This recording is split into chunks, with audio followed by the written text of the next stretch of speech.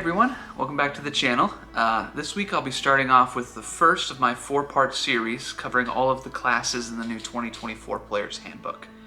For this series I'll be creating an original character build for each class. There will be no multi-classing, and I'll only be using content from the 2024 Player's Handbook. My goal here is to find some appealing ways that I would play these new versions of the core 12 classes without bringing in the blend or complexity of multi-classing, or the plethora of content from the past decade of 5th edition. For these videos, I also don't want to get too much into the nitty-gritty details of each and every feature from the build, species, class, or race.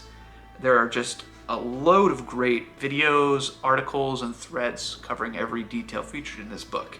Instead, I want to cover what the goals are of the build, the fantasy and the feel of playing the character, and how we go about setting up our character for success in combat encounters. So let's start off with the first one, Barbarian. My inspiration for this build is actually a character that I just finished leveling in Classic World of Warcraft Season of Discovery. For that leveling journey, I took the reins of an arms warrior. If you haven't played Classic World of Warcraft before, the Arms Warrior specializes in using massive two-handed weapons and damaging multiple opponents at the same time. So when I was reading about the new Weapon Master property, Cleave, I realized what a perfect fit this would be. Cleave allows us to, once per turn, when we hit with a melee attack, make an additional attack against a second target within 5 feet of the first. The second attack does not benefit from our ability modifier to its damage, similar to the additional attack from two-weapon fighting. But luckily, as a barbarian, it will benefit from our rage damage. This is definitely one of, if not my absolute favorite weapon mastery property. And this build is going to be all about ensuring that we get this attack off as consistently as we can. 2 weapons have the cleave property, the great axe and the halberd. While I love the feel of the D12, for this build, the halberd is the more effective choice. The extra 5 feet of range gives us more targets to cleave into or off of, and the polearm master feat will be central to our action economy. For our race, we're going to be going Goliath and taking Stone's Endurance for our giant ancestry trait, giving us a nice little reaction defensive ability. For our ability scores, we'll be prioritizing Strength and Constitution while throwing a little bone to our Dexterity for our armor class. So using point buy, we're going to have a Strength of 15, a Dexterity of 14, a Constitution of 15, a Wisdom and Intelligence of 8, and a 10 Charisma. For our background, we're taking Farmer, giving our Strength a +2 and our Constitution a +1. The Tough Origin feat's also going to be a nice little buff to our hit points. For our subclass, we're going to go with the most vanilla Barbarian subclass there is in the 2024 book, and that's the Berserker. In 2014, this subclass was quite looked down upon, entirely due to the exhaustion tax it paid to use its primary feature, Frenzy. That's all gone with the 2024 rules, and it now provides some very traditional Barbarian features, extra damage while recklessly attacking, condition immunities, and an AoE fear ability. But what we're really here for is the 10th level feature, Retaliation. This feature lets us, whenever we are damaged by an enemy within 5 feet of us, make an attack against that creature as a reaction. Remember when I said that Cleave works once per turn? Well, that's not only our turn, it's any turn. So if we can fit consistent reaction attacks into this build, we'll be doubling the amount of cleaves we can output in a single round.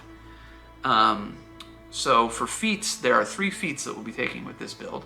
The first 2 are to further optimize our access to our cleave attack, and the final one is just a great feat that further plays into our strengths.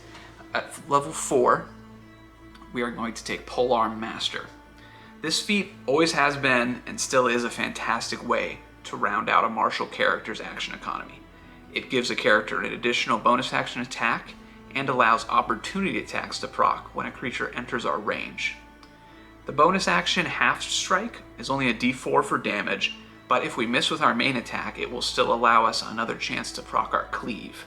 And because of the way that Cleave is worded, the attack will be using the halberd's main damage dice of a d10. The opportunity attack is another chance to proc our Cleave. As I said before, reactions are a great way to multiply our Cleave output, and picking this feat up level 4, 6 levels before Retaliation comes online, lets us look for those opportunities at a much earlier level. We're going to take another feat. This one will be Crusher. Now I know this seems like a weird choice since our halberd deals slashing damage, but our bonus action halved strike does deal bludgeoning damage. And with this feat we can, once per turn, move a creature 5 feet when we deal bludgeoning damage to it. Our worst nightmare when it comes to this build is going to be when creatures are spaced out in such a way that we can't cleave off of them because they're not within 5 feet of each other. So now we have a way to reposition our targets with our bonus action, which could possibly let us cleave off of them with our extra attack. This just gives us a little bit of a way to fight back if your enemies are wise to your tactics or if your DM is tired of you cleaving off people every turn. At level 12, we're going to finish off our feats journey with the Great Weapon Master feat. This gives us a bit of extra damage on our attacks. It lets us add our proficiency bonus to any attacks we make with our attack action. Unfortunately, this won't apply to our bonus action or reaction attacks. And the way that I interpret the rules, it won't apply to our cleave attacks either. But more damage doesn't hurt. All 3 of those feats also increase our strength by +1. So by level 12, we'll have maxed out our strength at 20. For the final ability score improvement at level 16, just bump your constitution up to an 18 for some extra hit points. And that's the build. That's everything you need to know. The strategy here is pretty straightforward. Charge into a group of clumped up enemies, cleave through them 2 at a time, spread the damage out amongst multiple targets to grab as much attention as possible, and become the whirling center of any combat encounter. As more enemies flock in and try and put you down, strike at them and their friends with your reaction. If your foes aren't conveniently placed, corral them into position with your bonus action attack. Next up, we'll be taking a look at what is possibly the perfect companion for a martial powerhouse like this Barbarian, the College of Valor Bard. Since we just spent that whole build playing into the cleave property, I want to focus on a similar but slightly more dexterous property, Nick. Nick applies to light weapons and the additional bonus action attack inherent to 2-weapon fighting. Instead of making that attack as a bonus action, weapon masters using Nick can make it as part of their attack action instead, freeing up their bonus action for other features. For this reason, I wanted to try it out on a Bard, which has a core class feature, Bardic Inspiration, tied to their bonus action. I've played a melee Bard before, and since the class only has light armor and simple weapons to start with, and no combat features in the base class, it starts out slow. But after level 4, and especially level 6, we'll really have grown into our own as a melee combatant. And after level 10, when we get magical secrets, we can become independently dangerous and actually a really strong damage dealer. So for this build, we'll be playing Wood Elf.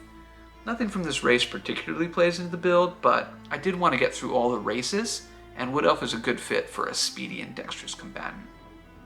For our ability score, we'll be prioritizing dexterity and charisma, with a small shout out to Constitution, since we'll be on the front lines most of the time.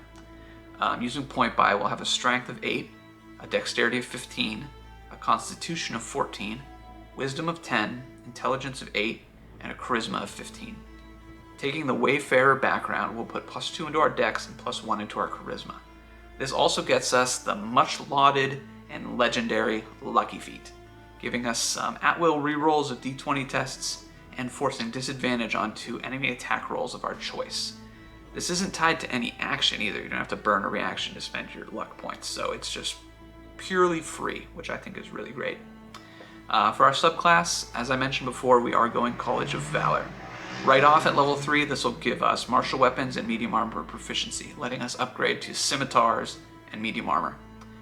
It also lets our allies use their Bardic Inspiration for attack damage and to boost their AC against a single attack using a reaction. I'm sure our melee teammates will appreciate this. But what we're really here for is level 6 and 14 features.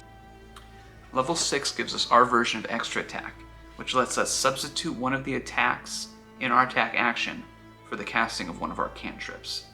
Most often we will be using True Strike for this, since it's a melee attack and adds additional damage at level 5, 11, and 17.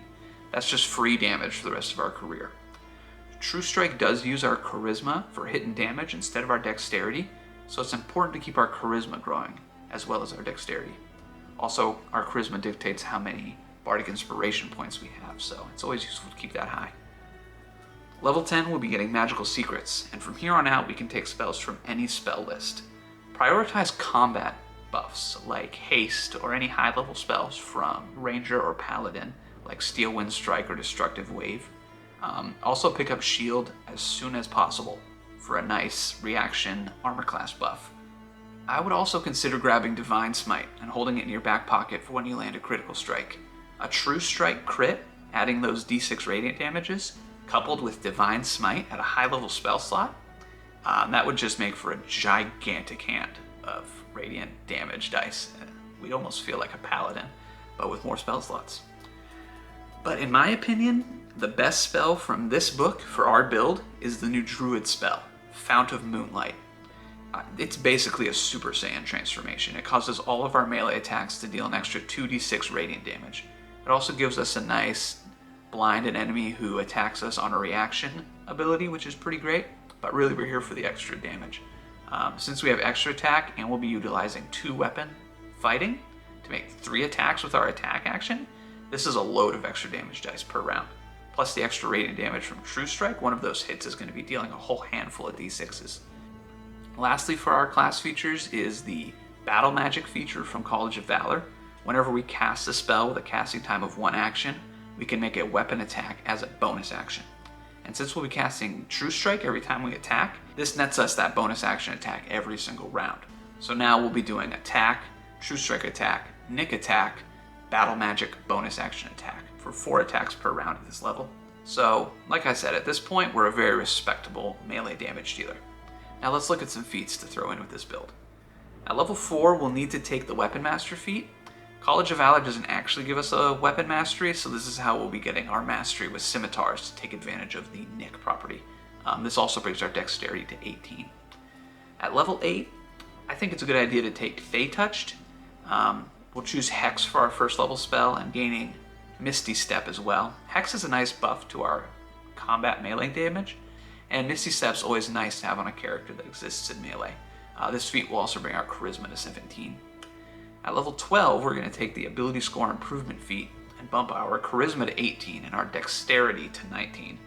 And then finally at level 16, for our last ability score improvement, grab the medium armor master feat, bump your dexterity up to 20. That'll increase our AC a little bit, and it'll remove the sneaking disadvantage forced upon us by our medium armor. This character is going to shine most in groups that have at least one other hefty melee frontliner who can consistently be the target of your bardic inspiration and any buffs that you're not putting on yourself. I visualize this character as sort of like a squire to a paladin or a fighter. You should charge in with your mentor into the thickest parts of the battle, taking the fight directly to your enemies. At early levels, you'll want to focus on supporting your party and getting your damage in secondarily, but as your level, number of attacks, and damage grow, you can step into the spotlight and start taking the attention onto yourself. This build's damage and additional attacks don't rely at all on splitting damage between multiple targets, like the Barbarian did, so you'll be most effective targeting a single enemy and focusing it down before moving on to the next threat. That's kind of why I saw it as like a squire, because at those early levels, you're very weak in melee. You'll be making 2 attacks. That's kind of it. You'll have a low AC till you get your medium armor. Then once you get that extra attack, once you get that weapon master property from Nick, once you get that magical secrets, you're just going to blossom into almost a completely different character. So this would be a really fun character to play all the way from level 1 so you can experience that growth, or even to pick him up in like a later campaign. Like if you're playing a campaign that starts at level 10, you'll be coming in full power for 3 attacks per turn, Bardic Inspiration on your bonus action, Fount of Moonlight, True Strike, Divine Smite, all that goodness. And that's everything for the College of Valor Bard. Now we're going to move on to our final build, where we're going to be creating an intimidating battlefield general using the Cleric. This is a build that I've been wanting to try out for at least half a decade. As you can probably tell by the character portrait, this build today isn't going to be a typical holy spell and healing cleric build. This one I'm calling the Necromancer Warlord. I've seen plenty of people playing Necromancers in 5th edition, but it's almost always squishy casters hiding behind their undead, slinging spells over their ranks of zombies, or occasionally some cheesy high AC build using the dodge action every turn to avoid damage on themselves and letting their minions do all the work. Well, today I want to bring a different take to the 5th edition Necromancer by using the framework of a war domain cleric. This build is inspired by my main champion in League of Legends, Mordekaiser the Iron Revenant. I'll be focusing more on his lore aspects, a hulking warlord leading a massive army of undead, as opposed to his gameplay mechanics, which lend more towards a high damage and tanky melee combatant.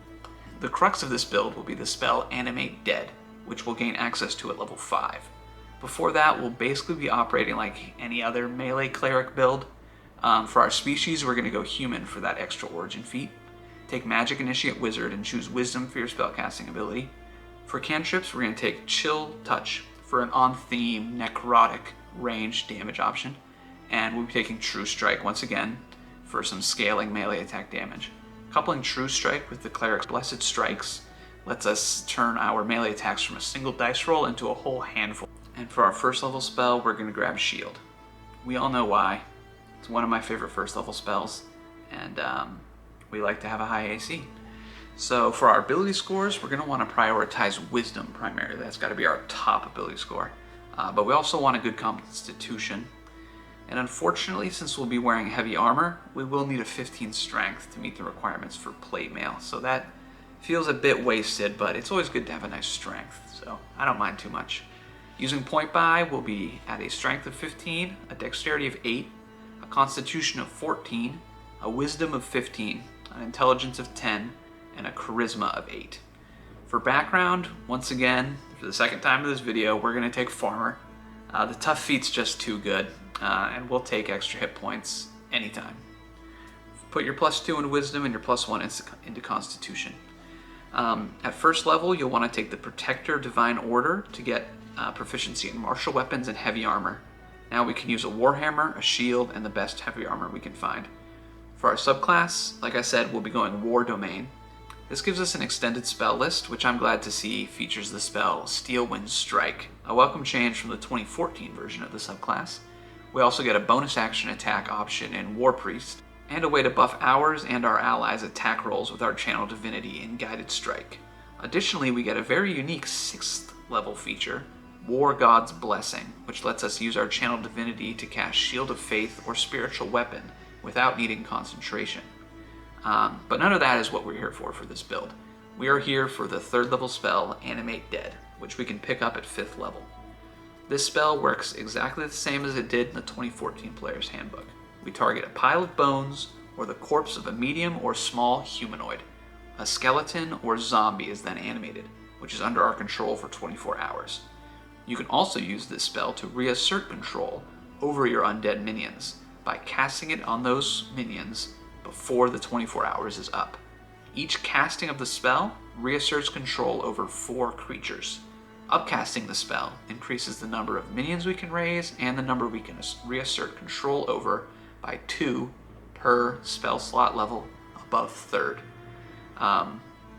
So a 4th level spell will raise 2 minions and reassert control over 6. A 5th level spell will raise 5 minions and reassert control over 8, so on and so forth. Then, while we control our minions, we can use a bonus action on our turn to command any number of them to carry out an order of our choosing, whether that be attacking a target, holding a strategic battlefield location, or defending an ally. Now, this way of playing requires a great deal of bookkeeping, keeping track of how many undead you have, how to manage your spell slots to raise more, and to keep them under your control. Because you can reassert control over more than you can animate with any given spell slot, you need to first spend all of your spell slots to animate as many as you can. And then on subsequent days, you have to save a portion of those spell slots to reassert control over your entire horde at the end of the day. For instance, at level 5, you have 2 3rd level spell slots, so you can animate 2 minions. They're under your control for 24 hours, so do this before you go to bed. Always manage your undead before a long rest. Then, after your long rest, if you were to animate 2 more, you would be out of spell slots, and that night you wouldn't be able to reassert control over your 2 minions from the previous day. So, what you have to do on that second day is animate 1 minion, and then use your second spell slot to reassert control over all 3, which will get them on the same timeline so that it's easier to control them in the future. Then on the 3rd day, you can animate a 4th minion, and then use your second spell slot to reassert control over all 4 of them. In this way, you'll see how managing your undead army will be the primary use of your spell slots from here on out. It's a lot of bookkeeping, but it's certainly worth it, because as we level, this horde will grow and grow, eventually getting well over 100 minions by 20th level. So while everyone else at the table is playing Dungeons & Dragons, you're going to be sitting here playing Warhammer. You'll even be complete with a warlord character in our war cleric, decked in heavy armor, swinging an actual warhammer. Another thing that I want to say is that skeletons are far better than zombies. Firstly, they can use weapons and armor, so you can equip them however you want.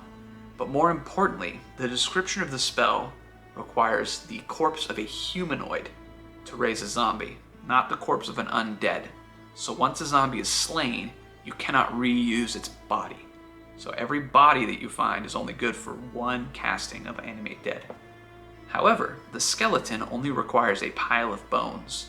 So once it's slain, you can then reanimate it. And if you bring the mending cantrip with you, even if they get shattered to pieces, if you have a liberal enough DM, you can mend those bones and reanimate the zombies. So zombies reanimate the skeletons rather. So skeletons are infinitely usable. Also, one thing that's not pertinent for other Necromancer builds, but is pertinent for us, in the 2014 Player's Handbook, Turn Undead affected all undead within range. So you couldn't really use it with a Cleric Necromancer because you'd nuke all of your undead. However, now it only affects undead of your choice. So we can turn enemy undead while keeping our undead safe.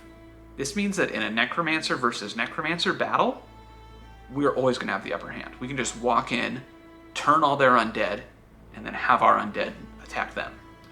So if you're ever fighting another Necromancer, you're going to beat the crap out of them. It'd be really fun. Let's talk about feats. This build isn't really too reliant on feats. We're really just relying on building our undead army as large as we can. But I did want to grab a couple to improve our concentration checks, since aside from controlling our undead horde, we'll mainly be concentrating on a buff spell and then wading into melee and swinging our warhammer around. So at level 4, take Warcaster and bump your wisdom to 18. Now you'll have advantage on concentration checks, and you can cast spells in place of your opportunity attacks. This includes our True Strike cantrip. At level take Resilience and increase your Constitution to 18. That'll gain us proficiency in Constitution saving throws. Couple that with Warcaster, we'll have proficiency and advantage, along with our 16 Constitution. So those concentration checks are looking pretty healthy. For level 12 and 16, just bump your Wisdom up to 20 and then your Constitution up to 18, respectively. And that's the build. So our goal with this character will be to get to level 5 and then begin using the corpses of our enemies to build an undead horde as large as we can, as quickly as we can. A lot of the expression you'll be able to feel with this character will be in how you equip and utilize this horde. Try to balance out your party's strengths. So, for instance, if your party has a lot of melee characters, try and build a horde of skeleton archers and just continuously fire volleys into your enemies, supporting the player character's damage and quickly thinning out those enemy forces.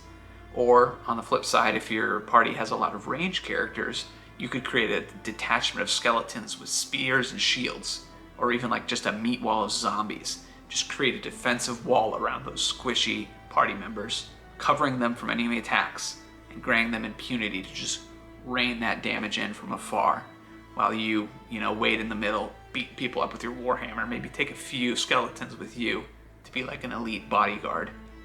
And yeah, that's the build. As far as spells you'll be casting, aside from Animate Dead, you can keep using your first and second level spell slots to throw out some good buffs, like Shield Faith on yourself or Bless on you and your party. You could even, spare a third level spell slot every here and there for a Spirit Guardians for a very influential fight. That's why I recommend reasserting control over your horde at the end of the day, because if you need to do something with those spell slots at the beginning of the day, you definitely can, and then at the end of the day, reassert as many as you can. If you have a few that you lose control over, you can always just kill them, and then store their bodies for later if they're skeletons. So yeah, guys, that's the video. Thanks for tuning in. I hope you enjoyed this content. If you want to see more stuff like this, go ahead and subscribe down below. I'd really appreciate it. If you had any ideas for these builds that you didn't see me implement and that you think would be really good, like some additional spells, maybe some feats you'd swap around, a different race I didn't consider, throw it in the comments below. I'd love to see what you're thinking. And that's it. Again, thanks everybody for watching, and we'll see you next week where I'll be diving into the druid, the fighter, and the monk. Thanks again.